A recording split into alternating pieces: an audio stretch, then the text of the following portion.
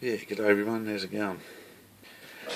Just a continue on from the last one about the canopy dipping and the future and how we can flat coat it. I got the mask and everything off the Apache, and the weather, the future with the Tamiya flat base in it is dry to consistency that I like. So I'm happy with that. I'm happy everyone else has got some results. But it's occurred to me that just watching another couple of videos, and I might have said before that dipping canopies is not the only way to get a nice result. And the reason why I'm saying this is when you're dipping a canopy off, I'll see if I can get this to work in here somehow. Right, this is a little 72nd scale, the 109 canopy. These ridges here are very, very, very, very fine. So what's going to happen is when you dip that off, the future is going to lay into these areas and make it hard. So I'm going to get a bit close, but you'll see on your canopy aircraft, it'll make it hard for you later on to mask up, because instead of being a fairly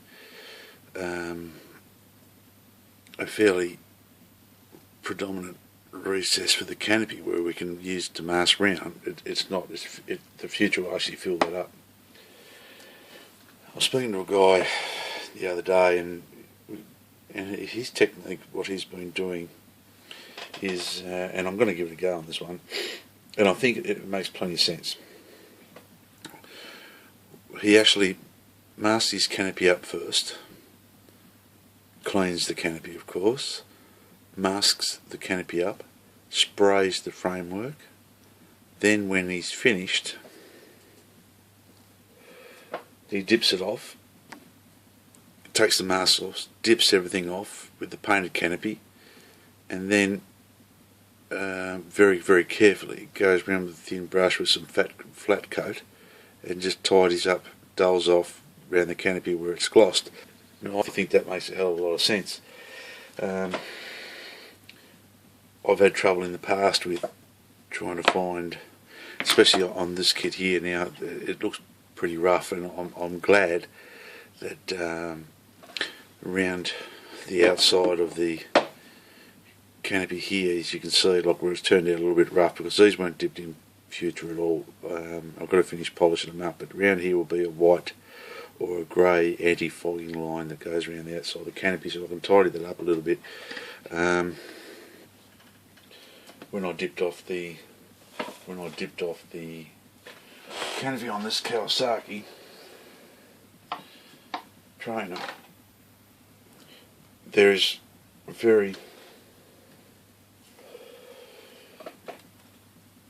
very little that we can, now that it's dipped off, I've noticed, even though it's come up nice and shining well, there's very little that I can, it's going to be a very hard job to actually find this.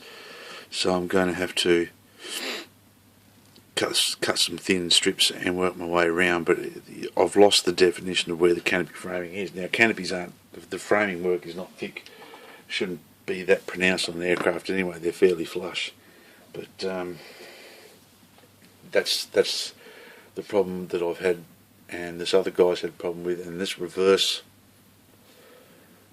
masking, so painting the canopy, dipping it, painting the canopy, masking it up, like painting a framework, then dipping it off into your future or into your floor polish, then going around the framework with a fine pen with some thin flat coat, I think might be the way to go.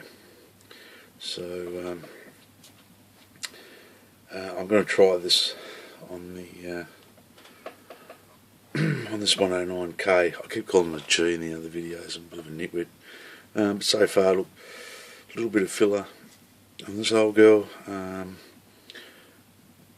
the fit around the wings to the fuselage is not good. It's going to take a little bit of work. The work I put into the canopy inside the cockpit is very hard to see, but needs another coat of paint there. But I think it's, for the scale, it's going to look good. So with a bit of luck, with the canopy open, once the seatbelts are everything in it, I think it will look okay. The other thing I've picked up today, it wasn't today, sorry, I started using today. I picked up and I looked a bit funny walking around in the ladies' makeup section, but I found these sandy things. They were $2, so we've got to find a very coarse block. And then we've got this nail polisher. So it's got basic steps. So it's gradually goes into different contours, and I've actually found I've been working on some seam lines on that old ME109, and it works very well. They are a bit chunky, but so I sort of go from step one. So you sort of, and because it's a curved surface, you can sort of rock your sanding pad a little bit, and then I just work my way through to the final grits till I got to the polishing one, which is very, very, very, very, there's no abrasion there, but look, it buffs it out beautifully. You know, I'm quite impressed with it actually. For $2, I'll be probably going to get some more. So I've got that, and I bought some really sexy looking nail files. Ooh. And these just like, look at them, leopard print and everything, sexy, but I haven't tried them out yet.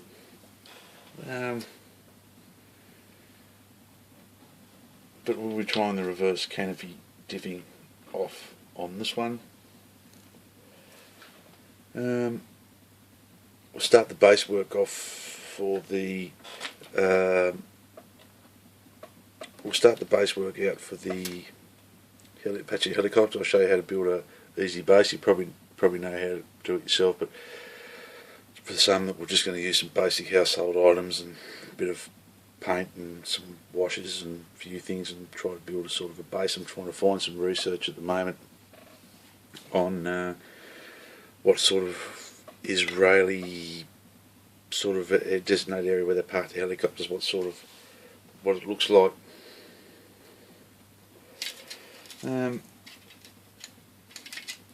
But yeah, that's about it. I found that I've got a couple of kits to show you later on when we got a little bit more time. The main reason I haven't got time at the moment, I've got 3 projects here on the go. I'm getting flooded with a few questions, so I'm actually starting a few kits to answer a few questions, and once I get those questions out of the way, then we'll start on a couple of projects. I might attempt on a Japanese aircraft some salt chipping. Once we get that done, I think I've done it once or twice before, and I'm not too sure how ready to go about it, but I'll give it a go. And I'm not going to go overboard with it. I know some Japanese aircraft were really, really, really worn, and I'm not going to attempt that. Boy, oh boy, that's one thick fins on a German bomb. I might have to improve that. Blimey, look how thick they are. Might have to do something about that too, but replace them with a bit of styrene stock, a bit of sheet, because yeah, that's way over scale. It's about a 500 pound fin. The other videos, a couple of people said to me about fin cement and what's the best way of using it, and I'm going to do a little bit of a video on that. Once I get that out of the way too, we'll answer some more questions. Look, there's a lot of other videos on there at the internet at the moment that probably, I don't want to sort of tread on their foot either. I'm sort of doing this for the Facebook page, but I find that the questions are coming in, and I'm pretty happy with the response. So keep subscribing too, because I don't know what people's reactions are to it, or send me a message, or I know I've helped a few people out. I'm glad I've helped Wayne out with a couple of things. So hopefully something will come good of it. We've got a few kits to check out. I've got 3 helicopter kits on the way. I've got a couple of more Hasegawa Japanese aircraft kits. Why? I won them. I didn't think I would. I got them for bargain price. So there's 2 more Zero versions. 2 more versions of Zeros. So for some reason I've got some Zero versions coming. But I find that the old Zero fighter is starting to become a little bit of a soft spot. As I said, I watched a couple of movies and everything, so yeah, that's about all we got to report tonight. I've got another video that's probably coming up pretty much straight away after this one. I'm a bit limited on time at the moment. I'll have to get some like a premium account or something, because my videos are anything over 15 minutes. And that's what I want to show. When you put your paint into your glue, when you glue them past together, don't be afraid to give them a good squeeze. And then while the glue's drying, it'll bring, if that comes in, see that line through there?